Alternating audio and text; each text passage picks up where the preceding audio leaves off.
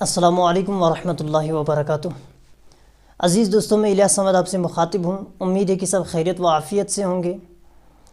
تو ہم نے جو پچھلا سبق پڑھا تھا وہ قرات کی تعریف و تقسیم کے بارے میں ہمارا سبق تھا۔ آج کا جو سبق ہے وہ ہمارا جو ہے تجوید کی تعریف کے بارے میں ہے۔ تو میں نے آپ کو پہلے بھی کہہ دیا کہ ہمارا یہ جو سبق ہوگا یہ سوال و جواب کی صورت میں ہوگا۔ اگر آپ نوٹ بک اور پین ساتھ رکھنا چاہیں تو وہ بہتر ہوگا۔ تو چلتے ہیں اپنے سبق کی طرف۔ آج جو ہمارا سبق ہے یہ ہے تجوید کی تعریف۔ تو شروع کرتے ہیں۔ پہلا ہمارا سوال جو ہے وہ اس میں کیا آیا؟ تجوید کے لغوی اور اصطلاحی معنی بتائیے۔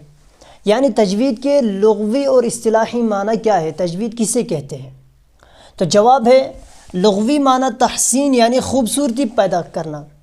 جو تجوید کے لغوی معنی ہے اس کے ہے تحسین یعنی خوبصورتی پیدا کرنا۔ ٹھیک ہے، لغوی معنی تحسین یعنی خوبصورتی پیدا کرنا۔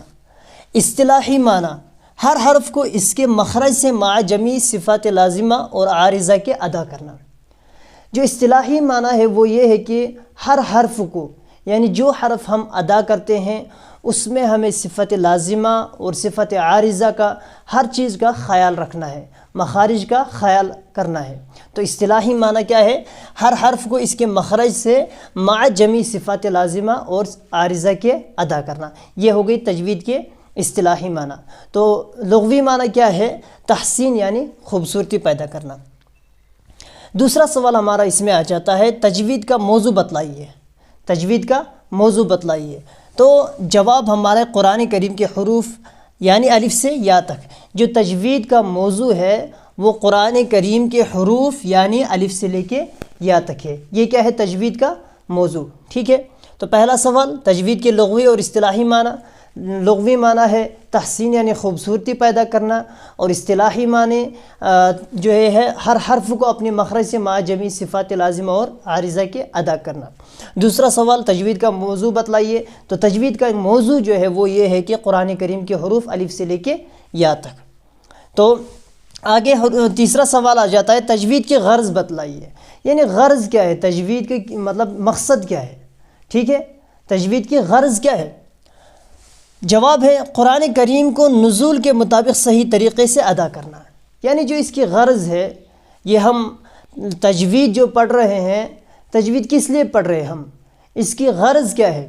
تو لاسٹ میں یہ غرض نکلتی ہے کہ قرآن کریم کو نزول کے مطابق جیسے اللہ تعالیٰ نے نازل فرمایا ہے ویسے اس نزول کے مطابق ہمیں صحیح ادا کرنا۔ یہ تجوید کی کیا ہے؟ غرض ہے۔ تجوید کا مقصد ہے کہ آپ قرآن کریم کو کیا کریں؟ صحیح پڑھیں، اچھے سے پڑھیں۔ جی، پھر آگے سوال آتا ہے تجوید کا فائدہ کیا ہوگا؟ چلو اب ہم کیا کریں گے، جو مقصد ہے وہ ہمیں سمجھ آ گیا۔ اب ہم اس جو تجوید کا فائدہ ہے وہ کیا، مطلب ہمیں اس کا کیا بینیفٹ ملے گا، کیا فائدہ ملے گا؟ ہم قرآن کریم کو صحیح پڑھیں گے، اچھے سے پڑھیں گے، تجوید سے قرآن کریم کی تلاوت کریں گے، قرآن کریم پڑھیں گے، تو ہمیں اس کا کیا فائدہ ملے گا؟ ٹھیک ہے، تجوید کا کیا فائدہ ہوگا؟ جواب سعادت دارین یعنی دنیا اور آخرت کی بھلائی حاصل ہوگی۔ اس کا یہ فائدہ ہوگا کہ ہمیں دنیا میں بھی بھلائی ہے اور آخرت میں بھی بھلائی ہے۔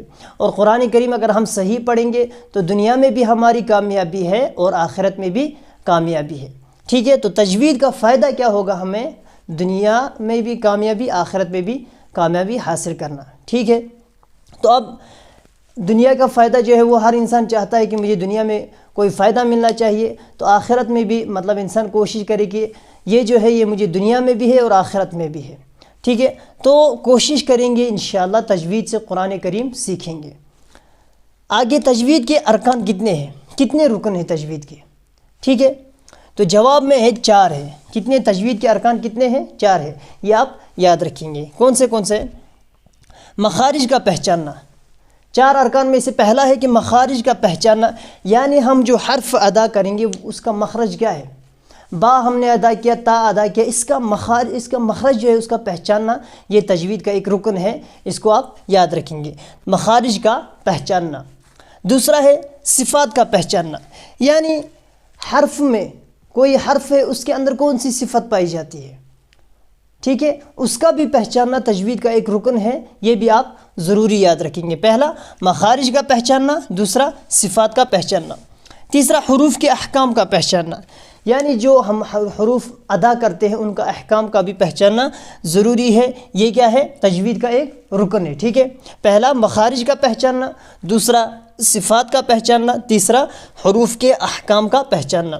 چوتھا رکن کیا ہے؟ زبان کو صحیح حرف ادا کرنے کا عادی بنانا. اب ہم مخارج بھی سمجھ جائیں گے، صفات بھی سمجھ جائیں گے حروف کے، اور حروف کے احکام بھی پہچانیں گے. تو چوتھا رکن اسی میں آتا ہے کہ زبان کو پھر ہمیں کیا کرنا ہے؟ صحیح حرف ادا کرنے کا کیا کرنا ہے؟ عادی بنانا ہے. پہچان تو لیا ہم نے، پڑھ تو لیا، لیکن اب ہمیں عادی بھی بنانا ہے زبان کو ان حروف کو صحیح سے ادا کرنے کے لیے. یہ جو چوتھا رکن ہے یہ کس سے ہمیں حاصل ہو سکتا ہے؟ کسی ماہر قاری سے بار بار مشق کرنے سے یہ ہمیں حاصل ہو جائے گا. یعنی زبان کو صحیح حرف جو ادا کرنے کا عادی بنانا ہے تو اس کے لیے ہمیں کسی ماہر قاری کے پاس جانا پڑے گا، اور اس قاری سے ہمیں مل کے کیا کرنا پڑے گا؟ اپنے حروف کو صحیح ادا کرنے کا عادی بنانا ہوگا. پھر تجوید کا حکم بتلائیے. اب اس کا کیا حکم ہے؟ ٹھیک ہے، تجوید کے معنی بھی ہمیں سمجھ آ گیا، تجوید کا موضوع بھی سمجھ آئے گا، غرض بھی یہ سب ہمیں سمجھ آیا. تجوید کے ارکان، تجوید کا فائدہ، غرض سب کچھ سمجھ میں آ گیا. اب اس کا حکم کیا ہے؟ ہمارے لیے تجوید کا حکم کیا ہے؟ تو سوال ہے تجوید کا حکم بتلائیے. تو جواب آتا ہے اس کا سیکھنا واجب اور لازم ہے. اگر کوئی بغیر تجوید کے قرآن پڑھے گا تو وہ گناہ گار ہوگا. یعنی یہ جو تجوید ہے یہ سیکھنا ضروری ہے. ٹھیک ہے، واجب ہے، لازم ہے، ضروری ہے. اگر کوئی تجوید کے بغیر قرآن کریم کی تلاوت کرتا ہے تو وہ گناہ گار ہو جاتا ہے، کیونکہ وہ حرف کو صحیح نہیں ادا کرتا ہے. اسی کو حضرت علامہ جزری رحمۃ اللہ علیہ نے ارشاد فرمایا ہے وَالْأَخْذُ بِالتَّجْوِيدِ حَتْمٌ لَازِمٌ مَنْ لَمْ يُجَوِّدِ الْقُرْآنَ آثِمٌ، کہ قرآن کریم جو ہے اسے تجوید کے ساتھ پڑھنا لازم اور ضروری ہے، واجب ہے، ضروری ہے. مَنْ لَمْ يُجَوِّدِ الْقُرْآنَ آثِمٌ، کہ جو قرآن کریم کو تجوید کے بغیر پڑھتا ہے وہ گناہ گار ہے. اور حضرت علامہ تھانوی رحمۃ اللہ علیہ نے ارشاد فرمایا ہے وَرَتِّلِ الْقُرْآنَ تَرْتِيلًا، سنو اس وجوبی امر سے غافل نہ ہو، جو کہ بے تجوید پڑھتا ہے غبی، رب تالن کہتے ہیں اس کو نبی. یعنی حضرت علامہ تھانوی رحمۃ اللہ علیہ ارشاد فرماتے کہ وَرَتِّلِ الْقُرْآنَ تَرْتِيلًا، سنو کہ قرآن کریم کو کس میں پڑھنا ہے؟ ترتیل میں پڑھنا ہے، اچھے سے پڑھنا ہے. اور آگے جو ہے رب تعلین کہتے ہیں اس کو نبی، یعنی نبی رحمت صلی اللہ علیہ وسلم نے ارشاد فرمایا کہ قرآن کریم کو پڑھنے والے کچھ ایسے اشخاص، ایسے لوگ ہیں کہ وہ قرآن کریم تو پڑھ رہے ہیں لیکن قرآن کریم ان پہ لعنت بھیجتا ہے.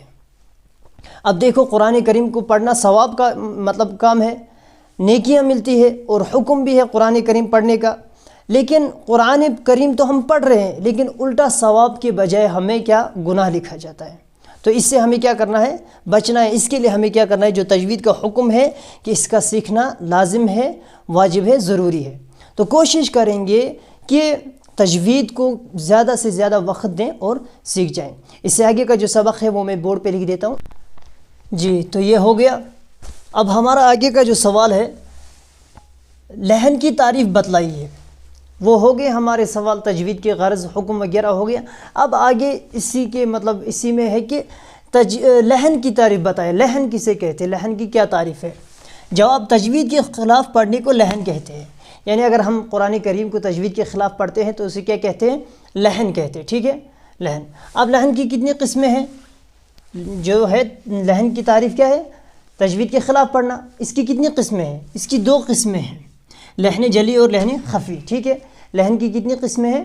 2، لحن جلی اور لحن خفی. اب انہی کا ہے کہ لحن جلی کی تعریف، مثال اور حکم بتلائیے. یعنی لحن جلی کی کیا تعریف ہے؟ لحن جلی کسے کہتے ہیں؟ اور مثال بھی بتائیے اور حکم بتلائیے کہ اس کے کیا حکم ہے. جواب ایسی بڑی غلطی جس کو قاری اور غیر قاری دونوں سمجھ جائیں. یعنی لحن جلی اسے کہتے ہیں کہ ایسی غلطی کرنا جسے قاری اور غیر قاری، یعنی جو تجوید کے بارے میں جانتا ہے وہ بھی سمجھ جائے اور غیر قاری جو تجوید کے بارے میں زیادہ علم نہیں رکھتا ہے وہ دونوں سمجھ جائیں، دونوں کو سمجھ آ جائے. ایسی بڑی غلطی. ٹھیک ہے، ایسی بڑی غلطی جس کو قاری اور غیر قاری دونوں سمجھ جائیں. مثلا ایک حرف کی جگہ دوسرا حرف پڑھ دینا. یعنی یہ تو ہر ایک کو سمجھ آ جائے گا کہ وہاں اگر مثال کے طور پہ ایک حرف ہے اس کی جگہ دوسرا حرف پڑھ دیا. یہ عام انسان کو بھی سمجھ آئے گا اور قاری کو تو سمجھ آ ہی جائے گا. متحرک کو ساکن یا ساکن کو متحرک پڑھ دینا. یعنی کہیں زبر زیر پیش ہے، متحرک ہے، اس کو ساکن کر دینا، ٹھیک ہے، یہ بھی لحن جلی میں ہے، متحرک کو ساکن یا ساکن کو متحرک پڑھ دینا، یہ بھی لحن جلی کی مثال ہے۔ اسی طرح حرکت کو بدل دینا، کہیں زبر تھا وہاں زیر پڑھ دیا، پیش تھا تو وہاں زبر پڑھ دیا، یعنی حرکت کو بدل دینا۔ مشدد کی جگہ ساکن یا ساکن کی جگہ مشدد پڑھ دینا، کہیں مشدد ہے تو اس کو اٹھا کے ساکن کر دیا، ساکن کو مشدد کر دیا۔ حروف کو گھٹا دینا یا بڑھا دینا، یعنی کہیں ایک حرف لکھا ہے وہاں مطلب ایک اور جوڑ دیا، یا کہیں لکھا ہوا تھا اس کو پڑھا ہی نہیں، تو یہ جو ہے یہ غلطیاں ہیں، جیسے ایک حرف کو دوسرا حرف پڑھ دینا، مشدد کو ساکن، ساکن کو مشدد پڑھ دینا، اسی طرح حرکت کو بدل دینا، یہ قاری بھی سمجھ جائے گا اور غیر قاری بھی سمجھ جائے گا۔ یہ کیا ہے؟ یہ لحن جلی میں ہے، ٹھیک ہے، یہ لحن جلی میں ہے۔ اب حکم کیا ہے؟ یعنی ایسی بڑی جو غلطیاں ہو جائیں گی اس کا کیا حکم ہے؟ لحن جلی کے ساتھ قرآن پڑھنا اور سننا دونوں حرام ہے، یعنی لحن جلی جو ہے اس میں قرآن کریم پڑھنا اور سننا دونوں کیا ہے؟ حرام ہے، اس سے بچنا ہے۔ بعض وقت تو نماز بھی فاسد ہو جاتی ہے، یعنی اگر ہم نماز میں لحن جلی سے قرآن کریم پڑھتے ہیں تو نماز بھی ہماری کیا ہو جاتی ہے؟ فاسد ہو جاتی ہے۔ ایک کتاب ہے منیت المصلی، فقہ کی کتاب ہے، اس میں لکھا ہے کہ اگر کوئی حمالۃ الحطب میں طا کی جگہ تا پڑھتا ہے تو نماز فاسد ہو جاتی ہے، ٹھیک ہے۔ ورنہ اہل فقہ نے لکھا سری، جب تلک قرآن نہ سیکھے گا صحیح، ہو نمازیں اس کے سب برباد و خام، ہاں مگر جب یاس آ جائے یہ تمام۔ یعنی فقہ میں لکھا ہے کہ اگر آپ تجوید نہیں سیکھیں گے، قرآن کو تجوید سے نہیں پڑھیں گے تو آپ کی نمازیں سب برباد و خام ہو جائیں گی، ہاں مگر جب یاس آ جائے تمام، لیکن جب اگر آپ صحیح سیکھ جاؤ تو ہماری نمازیں بھی کیا ہو جائیں گی؟ درست ہو جائیں گی، ٹھیک ہے۔ تو یہ لحن جلی ہے، اس میں کیا ہے؟ لحن جلی کے ساتھ قرآن پڑھنا اور سننا حرام ہے، اس سے پرہیز کرنا ہے اور کوشش کرنی ہے سیکھنے کی اور سکھانے کی۔ سوال ہے پھر آگے، لحن خفی کی تعریف، مثال اور حکم بتلائیے۔ لحن جلی تو ہمیں سمجھ آیا، بڑی غلطی جس کو قاری اور غیر قاری دونوں سمجھ جائیں۔ اب لحن خفی کسے کہتے ہیں، اس کی تعریف بھی بتلائیے اور حکم بھی بتلائیے اور مثال بھی بتلائیے۔ ایسی غلطی جس کو قاری سمجھیں اور غیر قاری نہ سمجھیں، یعنی لحن خفی ایسی غلطی کو کہتے ہیں جس کو قاری تو سمجھ جائے لیکن غیر قاری جو ہے وہ نہیں سمجھ جائے، یعنی چھوٹی غلطی، جو جانتا ہے تجوید کے بارے میں وہ سمجھ جائے اور جو نہیں جانتا ہے وہ نہیں سمجھ جائے۔ مثلا صفات محسنہ میں غلطی کرنا، یعنی پر کی جگہ باریک اور باریک کی جگہ پر پڑھ دینا، جو مطلب صفات میں یہ کرنا، غلطی کر دینا، کہیں پر تھا تو باریک پڑھ دیا، کہیں باریک تھا تو پر پڑھ دیا، تو یہ چھوٹی غلطی ہے، اس کو قاری سمجھ سکتا ہے لیکن غیر قاری سمجھ نہیں سکتا ہے۔ تو لحن خفی کس کو کہتے ہیں؟ چھوٹی غلطی کو جس کو قاری تو سمجھ جائے لیکن غیر قاری نہ سمجھے۔ تو اس کی مثال کیا ہے؟ پر کی جگہ باریک پڑھ دیا یا باریک کی جگہ پر پڑھ دیا۔ حکم کیا ہے؟ لحن خفی کے ساتھ پڑھنا اور سننا مکروہ ہے، لہٰذا اس سے بچنا ضروری ہے، ٹھیک ہے۔ لحن خفی بھی اگر ہو رہی تو اس کا پڑھنا بھی، اس میں بھی پڑھنا کیا ہے؟ مکروہ ہے، اس سے بچنا ضروری ہے اور اس سے پرہیز کرنا ضروری ہے، زیادہ کوشش کرنی ہے سیکھنے کی۔ تو یہ ہوگی ہماری جو تجوید کی تعریف ہے، اس میں ہم نے تجوید کی تعریف بھی پڑھی، موضوع، تجوید کا فائدہ، غرض اور حکم بھی پڑھا، اسی طرح پھر اسی میں لحن جلی اور خفی کا بھی یہ آیا، سبق آ گیا۔ تو اس سے آگے کا جو سبق ہے وہ لے کے پھر انشاءاللہ حاضر ہو جائیں گے۔ تو آپ اگر کوشش کریں گے تو اس کا جو یہ سبق ہے اس کو اسکرین شاٹ کر دیں اور اپنی نوٹ بک پہ بھی لکھ سکتے ہیں، ٹھیک ہے۔ اس سے آگے کا سبق لے کے پھر آ جاتے ہیں۔ السلام علیکم ورحمۃ اللہ وبرکاتہ۔